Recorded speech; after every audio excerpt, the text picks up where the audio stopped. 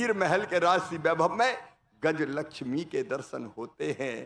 प्रकृति माता के अद्भुत आशीर्वाद में संतान लक्ष्मी का सृजन झलकता है और यहाँ के माताओं बहनों के अदम्य साहस और आंदोलनों की गौरव गाथा में वीर लक्ष्मी का शौर्य झलकता है। यहाँ से दक्षिण पूर्व एशिया के खुलते व्यापारिक द्वारों और वैश्विक पहचान में जय लक्ष्मी के दर्शन होते हैं। यहाँ के अद्भुत बांस शिल्प और बुनकरों की अद्वितीय रचनात्मकता में विद्या लक्ष्मी का प्रकाश आलोकित है। भाइयों और बहनों, त्रिपुरा केवल एक राज्य नहीं, ये अष्ट लक्ष्मी के पूर्ण वैभव का केंद्र है। और मेरा पूरा विश्वास है डॉक्टर प्रोफेसर माणिक साहा जी के नेतृत्व में ये जो टीम बैठी है और प्रधानमंत्री जी के आशीर्वाद से त्रिपुरा को हिंदुस्तान के नंबर 1 का राज्य बनाकर ही हम चैन की सांस लेंगे। और उस दिशा में मुझे कहते हुए तकलीफ होती है। वर्षों तक यह वामपंथियों ने राज किया। क्या दिया वामपंथियों ने? क्या कनेक्टिविटी दी? क्या फसलों का उत्पादन बढ़ा? क्या ग्रामीण विकास के काम हुए? अभी गांव की बात हो रही है। मैं आया हूं जी राम जी विकसित भारत योजना के बारे में भी चर्चा करने। कितने गांव का विकास होता था जब सीपीएम की सरकार थी। मेरे बहनों और भाइयों, आज जब मैं आपके बीच आया हूं तो आपको विश्वास दिलाने आया हूं प्रधानमंत्री नरेंद्र मोदी जी की तरफ से विकसित भारत जी राम जी जो नया कानून आया है, ये विकसित भारत का संपूर्ण रोड मैप है, संपूर्ण रोड मैप। इसके बारे में कई तरह के दुष्प्रचार किए जा रहे हैं। और गरीबों का रोजगार छिन जाएगा, गांव का विकास नहीं होगा, इसमें जो मैट्स हैं, रोजगार सहायक हैं, उनका काम धंधा छिन जाएगा। अभी डॉक्टर साहब आपको विस्तार से बता रहे थे और मैं बंगाली का एक एक शब्द समझ रहा था और आत्मसात कर रहा था। कितनी प्यारी और मधुर भाषा है बंगाली। सचमुच में इसमें एक अद्भुत और अलग तरह की मिठास बंगाली में झलकती है। डॉक्टर साहब ने विस्तार से बताया, लेकिन कई तरह के जो दुष्प्रचार हो रहे हैं, गांव का विकास नहीं होगा। कांग्रेस ने कभी गांव का विकास किया? सीपीएम ने कभी गांव का विकास किया? अगर वास्तव में हिंदुस्तान कहीं बसता है तो वह अपने गांव में बसता है। महात्मा गांधी कहते थे भारत गांव का देश है, भारत की आत्मा गांव में बसती है और गांव अगर समाप्त हो गए तो भारत समाप्त हो जाएंगे। सीपीएम वालों ने गांव समाप्त करने का पाप किया, लेकिन गांव के विकास का नया अध्याय अगर लिखा जा रहा है तो नरेंद्र मोदी जी के नेतृत्व में और डॉक्टर माणिक साहा जी के नेतृत्व में लिखा जा रहा है। मैं ग्रामीण विकास के अलग अलग पहलू है, लेकिन मैं विकसित भारत जी राम जी योजना के बारे में बात करूंगा। अभी डॉक्टर साहब बता रहे तो मैं फिर दोहरा रहा हूं। यहां ग्राम प्रधान बैठे हैं, मेरे ग्राम प्रधान बहनों और भाइयों, 100 दिन के बजाय 125 दिन का रोजगार ये मोदी की गारंटी है। और मोदी की गारंटी का मतलब है गारंटी पूरा करने की गारंटी। हम मांगने पे 100 दिन नहीं, 125 दिन का रोजगार देंगे। और ये हम ऐसे ही नहीं कह रहे। अभी केंद्रीय बजट, डॉक्टर साहब आपने देखा होगा, विपल्प जी तो वहां थे, केंद्रीय बजट में इस योजना के लिए जो प्रावधान किया है वो है 95,600 करोड़ रुपया। और उसमें राज्य का अंश मिला दिया जाए तो कुल बजट का, मेरी बात ध्यान से सुने सब जनप्रतिनिधि, कुल बजट इस साल विकसित भारत जी राम जी योजना के अंतर्गत है 1,51,282 करोड़ रुपया। कितना है एक बार मेरे साथ बताइए ताकि सारा हिंदुस्तान सुन ले और त्रिपुरा के गरीब भी सुन ले। 1,51,000, मेरे साथ बोलिए, 1,51,282 करोड़। और 55,000 करोड़ रुपया इसमें फाइनेंस कमीशन का भी है जो सीधे पंचायतों के खाते में जाएगा। तो 1,51,282 करोड़ और उसमें जोड़ दो 55,000 करोड़ तो कितने करोड़ हो गए? 2 लाख करोड़ से ऊपर निकल गए। और पंचायतें कितनी है पूरे देश में? 2,86,000 पंचायतें हैं और 2 लाख करोड़ से ज्यादा एक ही साल में आएगा, तो 5 साल में कितना आएगा? 10 लाख करोड़ रुपया गांव के विकास के लिए आएगा। ताली बजा के अभिनंदन कीजिए नरेंद्र मोदी जी का। 10 लाख करोड़ कोई कल्पना करता था? एक पंचायत को 1.5 करोड़ से देके 1.25 करोड़ लाख रुपए तक मिलेगा एक पंचायत को, एक पंचायत को। और आप कल्पना कीजिए, अगर ईमानदारी से इस पैसे से काम हो गया तो गांव में कोई विकास का काम बचेगा क्या? आप बताओ, अगर ईमानदारी से इस पैसे से काम हो गया तो गांव का विकास होगा कि नहीं होगा? गांव का संपूर्ण विकास, डॉक्टर साहब, संपूर्ण विकास, ये हमारा संकल्प है, ये प्रधानमंत्री का सपना है। लेकिन रो रहे हैं कांग्रेस वाले, सीपीआई वाले, मजदूर बेरोजगार हो जाएंगे, रोजगार छिन जाएगा। तुमने कितना पैसा दिया? यूपीए की सरकार ने पूरे 10 साल में दिए थे 2,13,000 करोड़ रुपया। 2004 से लेकर 2014 तक उनकी सरकार थी, 2,13,000 करोड़ रुपया। और नरेंद्र मोदी जी ने 8,54,000 करोड़ रुपए से ज्यादा दिए 10 साल में, और अब तो 5 साल में 10 लाख करोड़। मेरे बहन और भाइयों, गांव के विकास का राजमार्ग है विकसित भारत जी राम जी योजना। और एक बात कही जा रही है, केंद्रीकरण हो गया है, अब दिल्ली से योजना बनेगी। अरे केंद्रीकरण तुम करते थे, डिसेंट्रलाइजेशन, भारत विकेंद्रीकरण भारतीय जनता पार्टी की सरकार की, एनडीए की सरकार की विशेषता है। ग्राम प्रधान कौन कौन है? जरा हाथ उठाएं। ग्राम प्रधान हाथ उठाइए जितने बैठे। ग्राम प्रधान बहनों और भाइयों सुन लो, और गांव में जाके कह देना कि ग्रामीण विकास मंत्री कह के गया है, गांव के विकास की योजना, ये जो पैसा आपकी पंचायत में विकास के लिए आएगा सीधे आपके वित्त आयोग का और मजदूरों के खाते में, और मटेरियल कंपोनेंट के रूप में जो आएगा पंचायतों में, वो पैसे से जो काम होंगे, वो योजना दिल्ली में नहीं बनेगी, वो योजना अगरतला में भी नहीं बनेगी, वो योजना बनेगी गांव में। गांव में बैठ के ग्राम सभा के साथ आप योजना बनाएंगे। अरे गांव में कौन सा काम होना है, ये दिल्ली वाले क्या जाने। और माफ कीजिए, अगरतला में भी बैठ के छोटे गांव में कौन से काम होने हैं, ये यहाँ के सेक्रेटरीट में बैठ के अफसर तय नहीं कर सकते। ये तो तय करेगा गांव का भाई, गांव का बहन, धन्नू पन्ना, लल्लू कल्ला मन्ना, वो तय करेंगे गांव में क्या बनना है। तुम कौन होते हो तय करने वाले? गांव हमारा, सड़क हमारी बननी है, स्कूल हमारा बनना है, अस्पताल हमारा बनना है, आंगनवाड़ी हमारी बननी है, तालाब हमारा बनना है, या किस गरीब के खेत में तालाब खुदना है। इसमें एसटी के लिए, एससी के लिए, बहुत गरीब किसान भाइयों बहनों के हितग्राही मूलक काम भी होंगे। अगर ग्राम सभा तय करती है कि रामलाल के खेत में तालाब की जरूरत है, तो रामलाल के खेत में भी तालाब मिल जाएगा और उसकी किस्मत भी और तकदीर भी बदल जाएगी पानी से। कौन से काम तय करना है, ये गांव तय करेगा। हाँ, इतना जरूर आग्रह किया है कि एक जल संरक्षण के काम, पानी बचाने के काम, अमृत सरोवर बहुत अच्छे बने हैं। अभी मैंने देखा है प्रेजेंटेशन में, अमृत सरोवर बनाने का, तालाब बनाने का, चेक डैम बनाने का, स्टॉप डैम बनाने का, बोरी बंधान बनाने का, पुराने तालाबों के जीर्णोद्धार का, ये सारे काम आप उसके अंतर कर सकते हैं। पानी अगर रहेगा तो खेती बढ़िया होगी और इंसान की जिंदगी भी अच्छी चलेगी, क्योंकि जल ही तो जीवन है। रहीमन पानी राखिए, बिन पानी सब सून, पानी मिले न उबरे, मोती मानस चून। तो इसमें पानी के काम हो सकते हैं। और दूसरे, हालांकि डॉक्टर साहब ने बताया है, लेकिन मैं फिर दोहरा रहा हूं, गांव के इंफ्रा के कोई भी काम आप हाथ में ले सकते हो। पुल पुलिया,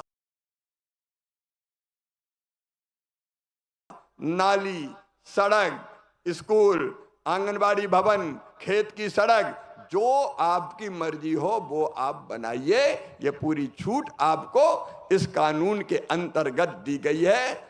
और तीसरी तरह के काम भी मेरी दीदियां बैठी है सेल्फ हेल्प ग्रुप की। मेरी दीदियों, मैं तुम सबको प्रणाम करता हूं।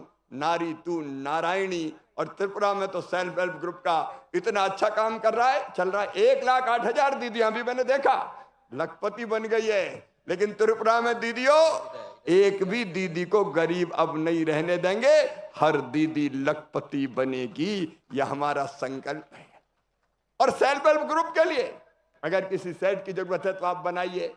एफपीओ को कोई और चाहिए ऐसी रचना जिसमें वो ट्रेनिंग दे, दूसरे काम करे, वो आप बनाइए। पैक्स के लिए कुछ करना है तो वो बनाइए। और डॉक्टर साहब बता रहे थे बाढ़ से बचने के लिए, आपदा राहत के लिए, ड्रेनेज के सिस्टम के लिए कोई चीज बनाना है तो वो बनाइए। गांव के विकास की सारी चीजें बना सकते हैं। और एक बात और, अभी डॉक्टर साहब ने मुझे बताया कि यहां कुछ दिन से मजदूरी के पैसा डिले हुआ है। डॉक्टर साहब आपने बताया, फोन पे ही मैंने निर्देश किया है, आज ही पैसा रिलीज हो रहा है। ग्राम प्रधान वहां से यहां आने में 2-3 दिन का समय बैंक की पूरी प्रोसेस करने में लगता है। सबके खाते में पैसा आ जाएगा, कोई मजदूर चिंता ना करे। मामा कृषि विकास मंत्री है, खबर लग गई तो कोई कसर थोड़ी छोड़ेगा। चिंता करने की कोई जरूरत नहीं है। डॉक्टर साहब आपका फोन आ जाए तो तुमने पुकारा और हम चले आए, तुरंत करने का काम करेंगे, तो इसमें देर नहीं लगेगी। और अब ये तय कर दिया है, काम अगर नहीं मिला मांगने पे तो क्या दिया जाएगा? बेरोजगारी भत्ता। काम नहीं मिला मांगने पे तो क्या दिया जाएगा? जोर से बोल के बताइए भाई बहनों, क्या मिलेगा? जोर से बताइए। बेरोजगारी भत्ता, बेरोजगारी भत्ता। और अगर देर से मिला तो डॉक्टर साहब वो प्रावधान भी कर दिया है। अगर देरी से मिला तो विलंबित मजदूरी देनी पड़ेगी। और इसलिए आगे देरी का कोई चांस ही नहीं है, कानून में ही चांस खत्म कर दिया। टाइम पे मजदूर को पैसा, 15 दिन से ज्यादा देर हुई तो ब्याज भी देना पड़ेगा ऊपर से मजदूर को। बोलो ठीक है कि नहीं है? अरे सब जोर से बोलो, ठीक है कि नहीं? देर से क्यों दोगे? बेचारा गरीब काम कर रहा है, 4 दिन मजदूरी लेट हो गई तो खाएगा क्या वो? और इसलिए इसमें विलंबित मजदूरी पर अलग से पैसा देने का प्रावधान है। पूरा न्याय और सच्चा न्याय अगर कानून में किसी में है तो वह विकसित भारत जी राम जी योजना के अंतर्गत। डॉक्टर साहब ने बता दिया, मैं फिर दोहरा रहा हूं क्योंकि मैं बहुत ध्यान से आपका भाषण सुन रहा था। इसमें जो प्रशासनिक व्यय है अभी 6% था, 6%, अब वो बढ़ा के कर दिया है 9%। मतलब 1,51,282 करोड़ में से 13,000 करोड़ रुपए हमने निकाल दिए हैं इसके प्रशासनिक व्यय के लिए। इसमें रोजगार सहायक को क्या कहते हैं? यहां पे जो पंचायत सचिव के बाद और भी लोग रखे ना, ग्राम पंचायत, ग्राम रोजगार सहायक। जो ग्राम रोजगार सहायक है भैया सुन लेना, तुम्हारी तनख्वाह सुनिश्चित है। 6% से बढ़ा के 9% कर दिया है हमने। मैट हो, टेक्निकल स्टाफ हो, कोई चिंता मत करना, सबके लिए तनख्वाह की पूरी व्यवस्था कर दी है। और अफसर भैया ये ध्यान रख लेना कि गाड़ी माड़ी में ज्यादा खर्चा मत करना, पहले ये तनख्वाह बांट देना। अब 13,000 करोड़ का इंतजाम हमने कर दिया है तो इनकी तनख्वाह में देर नहीं होनी चाहिए। मैं त्रिपुरा की बात नहीं कर रहा, कई राज्य में 2-2, 3-3 महीने तनख्वाह ही नहीं देते बेचारे, तो परेशान रहते हैं। इसलिए अब उस परेशानी को भी पूरी तरह से समाप्त कर दिया है। ग्राम रोजगार सहायक जिंदाबाद, मैट बहन भी जिंदाबाद। तुम्हारा भी रोजगार सुनिश्चित है और तनख्वाह समय पर सुनिश्चित करने का काम किया है। और अब ये भड़का रहे हैं, एसटी को नुकसान हो जाएगा, एससी को नुकसान हो जाएगा। एसटी, एससी, दिव्यांग, हमारी विधवा बहन, महिलाएं, इन सबको प्राथमिकता देने का इसमें प्रावधान किया गया है। किसी को कोई घाटा नहीं होगा, सबका ध्यान इसमें रखा गया है। और एक बात और, कई बार ये बात आती थी, डॉक्टर साहब ने भी कहा है, मैं फिर दोहरा रहा हूं। अब तो डॉक्टर साहब आप मान गए कि बंगाली पूरी तरह से समझाऊं मैं आपको। उसमें जब आपने भी कहा है, मैं भी दोहरा रहा हूं कि ऐसा समय जो एग्रीकल्चर खेती के लिए पीक का टाइम होगा, उस समय कई बार खेती में भी रोजगार मिलता है। तो 100 से 125 दिन करते हुए ये अधिकार राज्य सरकार को दिया है कि जब खेती का काम पीक पे हो तो उस समय अधिकतम 60 दिन, वो टुकड़ों में हो सकते हैं। जो सीजन अलग अलग आते हैं उसमें 15 दिन 20 दिन करके 3 बार में भी कर सकते हैं, तो 60 दिन अधिकतम ये इस कानून के अंतर्गत, ये विकसित भारत जी राम जी के अंतर्गत काम बंद रहेगा, ताकि खेती बाड़ी का काम भी चल सके। तो किसानों की भी जय जय और मजदूर की भी जय जय। किसान भी जिंदाबाद और मजदूर भी जिंदाबाद और खेती बाड़ी भी जिंदाबाद। ये सबका ध्यान रखने वाला कानून आया है और इसलिए किसी को चिंता करने की जरूरत नहीं है। गांव गांव जाओ और ये सही बात गांव के भाई और बहनों को बताओ कि ये हमारा जो कानून है हमारे गांव की तस्वीर और गरीबों की तकदीर बदल के रखेगा। मेरे बहनों और भाइयों, जो एक्सलेंट परफॉर्मेंस है त्रिपुरा का, उसके लिए मैं एक बार फिर आपको हृदय से बधाई देता हूं, धन्यवाद देता हूं। आपको भी बधाई देता हूं, गांव में काम करने वाले जनप्रतिनिधि भी है। एक बार जोर से ताली अपने आप के लिए भी सब बजाएं, क्योंकि सबने काम किया है, सबने काम किया है। क्योंकि 3,76,913 मकान में से स्वीकृत आपने सब कर दिए और पूरे कर दिए 3,73,828। ये किसी राज्य में मैंने नहीं देखा। आपने तो क्या लिए लगभग 99% से 99%, अरे 100% ले गया त्रिपुरा। तो भाई एक बार फिर त्रिपुरा के लिए तालियां बजाइए। लेकिन इसके साथ अब मैं ये भी कह रहा हूं, ग्रामीण विकास मंत्री हूं, प्रधानमंत्री जी का संकल्प है कोई गरीब कच्चे घर में नहीं रहेगा। और इसलिए हमने तय किया है कि फिर से एक बार सर्वे हो जाए। त्रिपुरा ने पहले सर्वे कर लिया है, सर्वे करके फिजिकल वेरिफिकेशन भी आपने कर लिया है। सर्वे में 2,56,142 मकान सर्वे में आए थे और फिजिकल वेरिफिकेशन करके भी जो मेरी जानकारी 2 लाख के आसपास मकान ऐसे हैं जिनको पात्रता आती है। तो सुनो त्रिपुरा के मेरे वो बहनों और भाइयों जो अभी कच्चे घर में रहते हैं, तुम कच्चे घर में नहीं रहोगे, तुम्हें भी पक्का मकान बनाने का पैसा दिया जाएगा। प्रधानमंत्री आवास योजना के अंतर्गत एक बार कच्चे घर में रहने वाले भाई बहनों को अभी अभिनंदन करो। ये उनकी जिंदगी बदलने का प्रयास है। क्यों कोई टूटे घर में रहे? उसके भी सपने हैं, उसके भी बच्चे हैं, गर्मी सर्दी बरसात परेशान होना पड़ता है। अब उसका मकान भी पक्का बनेगा। फेजेज में ये मकान त्रिपुरा को देने का काम प्रारंभ किया जाएगा। पीएम जनमन की सड़कें भी आपने बहुत ढंग से पूरी की है।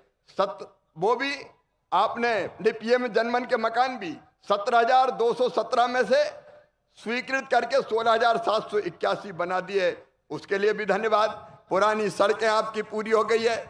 अब नई सड़कें जो आपने 109 बसाहटों को जोड़ने के लिए दिया है, वो स्वीकृति के अंतिम चरण में अगली बार जब आऊंगा तो उसका स्वीकृति पत्र भी आपको देने आऊंगा, ताकि बचे हुए गांव जो अभी पक्की सड़क से नहीं जुड़े हैं उनको पक्की सड़क से जोड़ने का काम किया जा सके।